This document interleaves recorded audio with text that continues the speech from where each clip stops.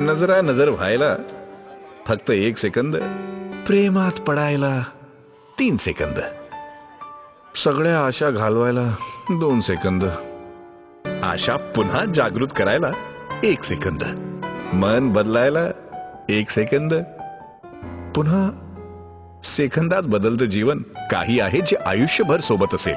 आयुष्यभराचे प्रति second billing इथेच.